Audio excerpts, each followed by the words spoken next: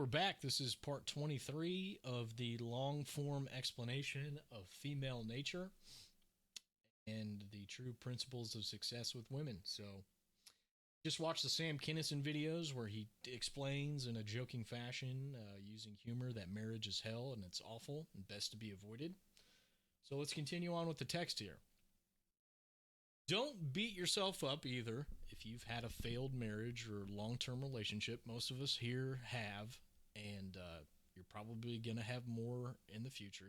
It's nothing to beat yourself up over or put a gun in your mouth and end your life. Nothing's worth losing your life over. So don't beat yourself up. There's nothing wrong or defective with you or yourself. So just calm down. You're not broken. You're not. Instead, I want you to realize that this is the pattern, the overwhelming pattern that most marriages play out. There are dynamics involved here where it can't turn out any other way. It's like drunk driving. It's like, yeah, you might get away with it a couple times, but eventually you're going to get pulled over or you're going to fucking wreck and kill everybody, including yourself. It's just how it goes. These are the dynamics of marriage. And it has to do with men's nature and female nature. This is the way it goes. So marriage needs to be off the table. You need to get that stupid shit out of your head. It's outdated. It doesn't work in today's society where women aren't starving to death on the side of the road and need a man and will do anything to keep that man. That shit's over. Especially today where women are working and refuse to be traditional women. It's even more difficult today to make this absurd arrangement work and benefit men. I wish I didn't have to be the one telling you this, and I wish this isn't the way it was. I wish everything was a happy-go-lucky, Disney movie universe where everything worked out and women really love men, and you could get that lovey-dovey feeling from women, and they would just love you. I wish it was that way, but it's not. I wish I could say, yes, go ahead and do it and have a wonderful life. The data is there to show that the nuclear family is a must for a healthy society and nation. I do believe it. If I was president or dictator tomorrow, I would do everything I could to reverse these dynamics, to end women's liberation, and to make women dependent on men again, because the nuclear family is the only way that we people uh, people can exist and survive into the future. I absolutely do believe that. Let me be clear. I'm all in favor of a healthy nuclear family. I'm not just some degenerate just saying this. I have a reason and statistics behind why I'm saying this. If I were a dictator, I'd find some way to enforce this old school tradition and get us back there. But the fact remains, it's simply not compatible with our current culture, our current social norms, technology, and our lifestyles. To make modern marriage sustainable, we need a giant reversal. Well, I already kind of ad-libbed this. I typed it out. We need a giant reversal of modern culture, and unfortunately, nobody is willing to turn it around on the national level. People just don't have the stomach. They can't see the problem. Very few people even understand this, okay? Parents, not the politicians, not the official institutions. In fact, hardly anybody is pointing out how destructive this all is for the long-term stability of a nation. Very powerful opponents have lobbied to make it this way, to sow our destruction, and that's why I made my program America Betrayed, school.com/America Betrayed. Most people cannot perceive that anything is wrong. Dumb goyim. They don't see any problem. What's the problem? Everything's good. The liquor store's still open. Fast food restaurants are still open. Sports is on TV. What's the problem? You look into most cultures or religions around the world, a bride had to be a virgin. That was the time-honored tradition. She wore white to symbolize her virginity, her purity, her qualification to be given away by her father as a bride. Marrying a non-virgin was a sin and heavily frowned upon and prohibited in the Old Testament books. You are not to marry the streetwalker, the prostitute, the divorcee, even the widow. Marriage was consummated in the bedroom, too. It wasn't some $40,000 party or wedding and license certificate that you got. A marriage is when a man had sex with a virgin. That woman was now his wife. She was his. Not with a reception or expensive party. The traditional white wedding dress is here I go again. I got ahead of myself. Ad-libbing, and I already wrote this. The traditional white wedding dress is supposed to represent a woman's purity. If you consult the Old Testament scriptures, which still apply, the law still applies to all you Judeo-Christians who want to deny it and think Jesus gives us license to do whatever sins we want to do because his blood paid for it, you're wrong. If you consult the Old Testament scriptures, you will find the same standard. Only virgin women are fit to be brides and qualify for what we call marriage. Now, is it any shock today that so many marriages fail when most brides just so happen to not be virgins? The more sex partners a woman has, the less chance she has of having a happy long-term relationship, a long-term marriage. That's not my opinion. That's a fact. There are studies out there on it. It's established science. The data is out there and proves what I just said, whether you fucking like it or not. Just like a drug addict can't settle for beer or caffeine or the weak little kiddie stuff once they've indulged in strong substances like heroin or cocaine. Once a woman has had promiscuous hot sex with top males in society, she can never be happy with an average regular Joe as her husband who doesn't give her those same thrills and tingles and lustful feelings.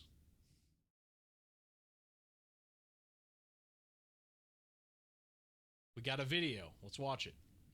What percent of women are virgins on their wedding day? Probably about 25%. 25%? Okay, it's 5%. What percent of women have been on birth control at some point in their life? 90%. Which is all good and well until we start looking at the body count statistics, where after a woman has had 5 partners, her chance of a happy marriage drops to 20%. So an average woman has slept with more than 5 men. Remember, historically, 100 years ago, 85% of women were virgins on their wedding night. Now, what else does a man get out of marriage? They get loyalty. But not today, because half of women leave. Then we start to go into weight, where women are overweight. Average woman is 5'3", 170 pounds. We scream misogyny at me, but these are just numbers. What percent of women are virgins on their wedding day? Probably about 25%. There you go. There's Pearl talking about it. A lot of people don't like Pearl, but she was right about that. Such women who are ran through multiple sex partners, they cannot handle a calm, stable, steady relationship. It's too boring.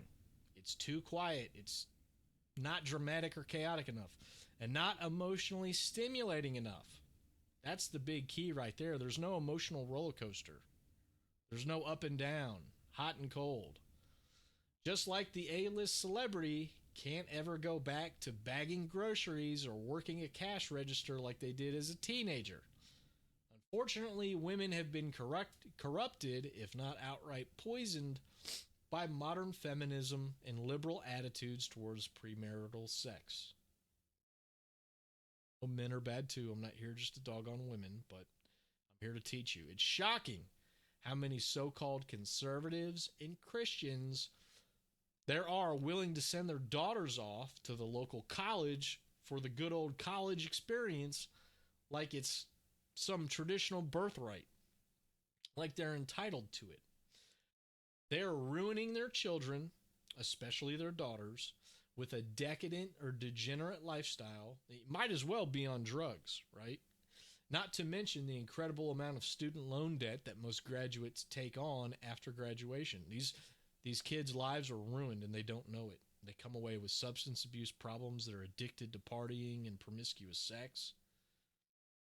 They're head over heels in debt with a worthless education. Remember, married women are incredibly unhappy because they had to settle for men who weren't their first choice. That hot guy that she loved, the frat president who fucking rocked her world one night at the frat party, who was tall and handsome and went off to LA to be a model or a movie star. That was her first choice. That's the one she can't get over.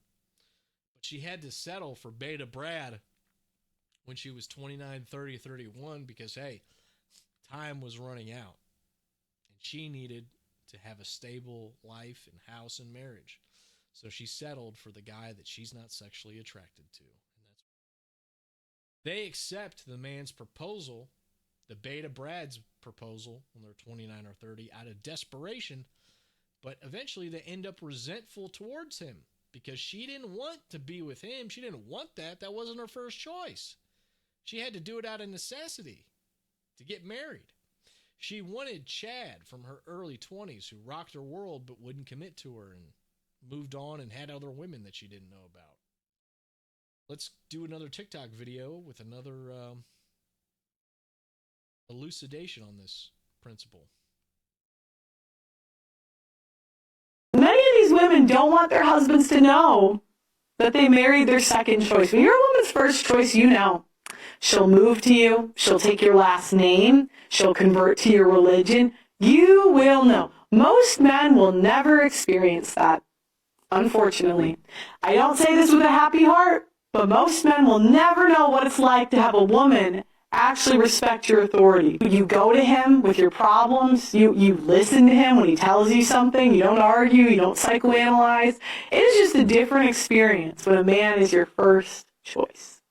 And most men have never experienced it. And when I talk about women get a cleanup guy after, most women, they're with their second choice and they don't want the men to know. So the next thing that women do is reputation destruction. Now, the number one way I have seen women ruin reputations by saying they lie in the weirdest way. They lie by telling half-truths, things that are, I guess, partially true.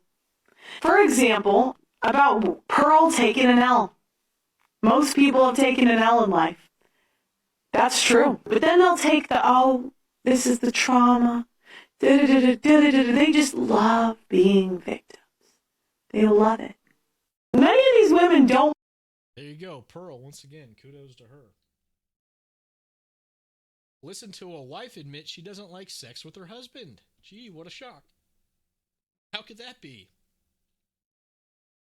Do not like sex.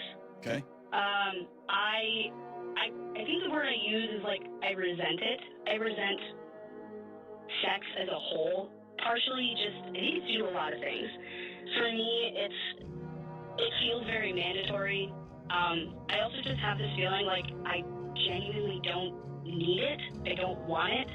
And it's causing issues because I know my husband needs it. I was gonna say, are you married? I am married. Okay. I've been married for about 15 months, and I did not have sex before marriage. I was a virgin when I got married, and we kind of didn't anticipate any issues in this regard because, granted, even in the confines of trying to remain a virgin before marriage, you make out and you feel a passionate connection towards one another. And then I got married, and I felt like it went away. And now it's to the point where I have absolutely no interest in having sex with my husband at all. Yeah. None. And I'm not 100% sure why. I could probably come up with a list of possible reasons, but I'm kind of at the point where I don't really know what to do about it because I know, well, I may not need it. I know he needs it, and it's getting very challenging for me because I'm just kind of in this, please don't touch me. I don't want to be touched. I don't feel like this. Doing this today, and even on the times that I kind of muster up enough to do not. So there's an example, and this is an interesting example. Like I said, the only women fit for marriage are virgins. That's the historical standard. That's God's law, God's way. It's even in the Bible, in the Old Testament books. But men need sex, and just because you marry a virgin, it doesn't mean that. It means she can pair bond. That's what it means. She has the ability to pair bond, and there's a pretty good likelihood that she can stick with you. But if they're not used to having sex all the time, and they don't have some kind of degenerate lust or vice to it, then you're probably still going to be left in the cold when it comes to sex and affection. Now, that's just the cold, dark truth about it. So, I want you to be cognizant of that too. Good girls are good girls. The party girls like to have hot, rough sex, and that is, as men, we once you get a taste of it, you yearn for it and you crave that. Good girls are good girls, right? The virgins are virgins. They have their own set of issues and problems that come with it. I don't think you can train women once they're grown and older into becoming your personal porn star in the bedroom, unfortunately. Now, maybe you can. Maybe it'll be different with yours, but I'm just telling you, be cognizant of this. Yes, you should only marry a virgin if you're going to get married. I think you should avoid marriage, like I've said over and over so far. But the good girl is you're gonna run into issues where they just don't like sex. They've never had incredible, mind-blowing sex before because they're virgins, so they can't. How can you crave something if you've never tasted it? Let me put it that way. There's a saying that the heart never yearns for what it first doesn't see with the eyes, right? Never had incredible sex. How do you know it's so amazing? And how could you want it if you've never had it, never tasted it before? That's a whole other thing with women to be cognizant of. So let's move on.